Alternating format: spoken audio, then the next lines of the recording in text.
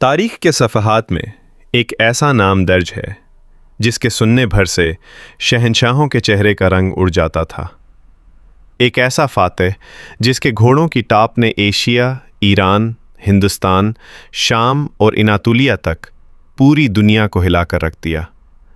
एक ऐसा शख्स जो लंगड़ा था, ज़ख्मी था, मगर फिर भी दुनिया को घुटनों पर टेकने पर मजबूर कर देता था। आज हम बात करेंगे तैमूरलंग की, दुनिया की सबसे खौफनाक मगर हैरानकुन शख्सियत की।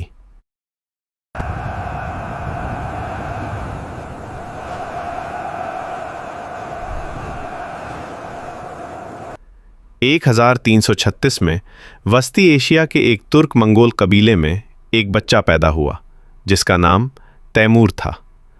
बचपन से ही घड़सवारी, नेज़ाबाजी, तीरंदाजी और जंगी चालें उसकी रगों में दौड़ती थीं।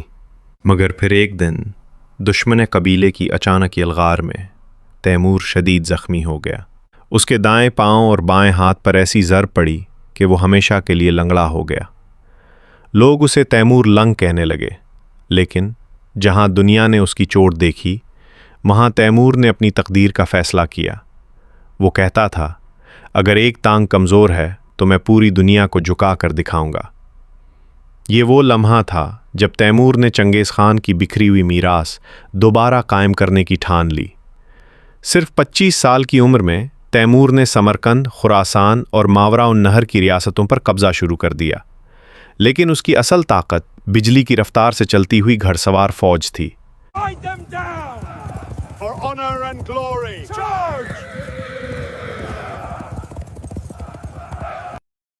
तारीख लिखती है, तैमूर की फौज दिन में 100 किलोमीटर तय कर सकती थी। दुश्मन को हमले का एहसास तब होता जब वो ख़त्म हो चुके होते।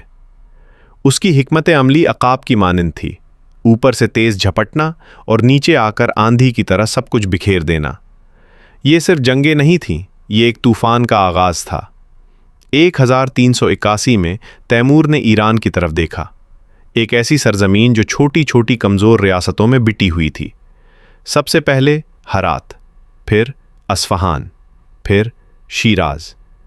एक के बाद एक सब तैमूर के सामने झुकते चले गए। अस्फ़हान में बगावत हुई और तारीख़ गवाह है कि तैमूर के इंतकामी फ़ैसले उस दौर के सख्त तरीन इक़दामात में शुमार होते हैं। 1393 में पूरा ईरान तैमूर की सल्तनत का हिस्सा बन चुका था। ये वो मोड़ था जब दुनिया ने सरगोशी में कहा, ये शख्स आम फातेह नहीं है। ईरान के बाद तैमूर की नज़र बगदाद पर पड़ी। 1393 में ही उसने शहर का मुहासरा कर लिया। अहमद जलायरी बगदाद छोड़कर भाग गया, मगर शहर के अंदर मुज़ाहमत ने आग भड़का दी। चंद ही दिनों में बगदाद का दिफा टूट गया और एक बार फिर बगावत के ख़दशे में तैमूर ने सख्त कार्रवाइयाँ कीं।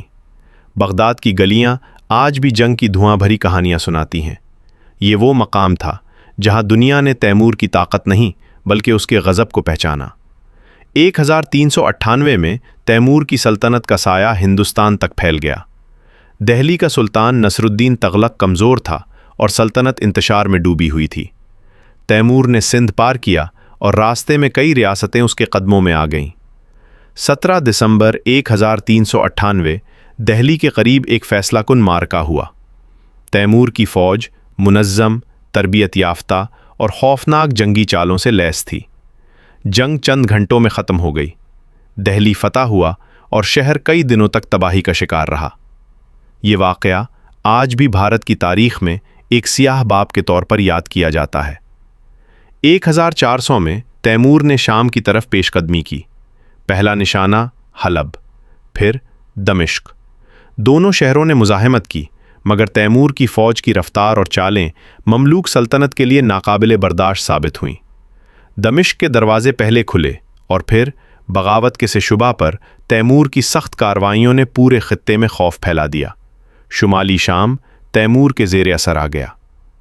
1402 में दो बड़े फातेह, दो बड़ी सल्तनतें, दुनिया की दो ताकतें आमने सामने थीं।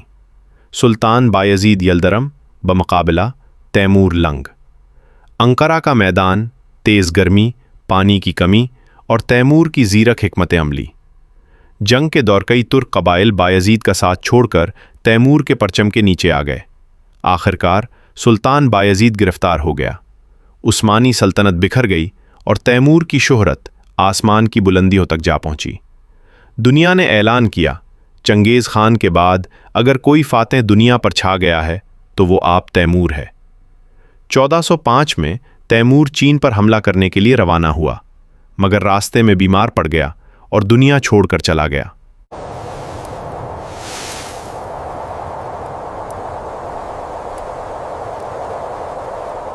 اس کی قبر آج بھی سمرقند میں موجود ہے، جس پر لکھا ہے، جو میری قبر کھولے گا دنیا ایسی آگ میں جلے گی جو کبھی نہ بجھے گی۔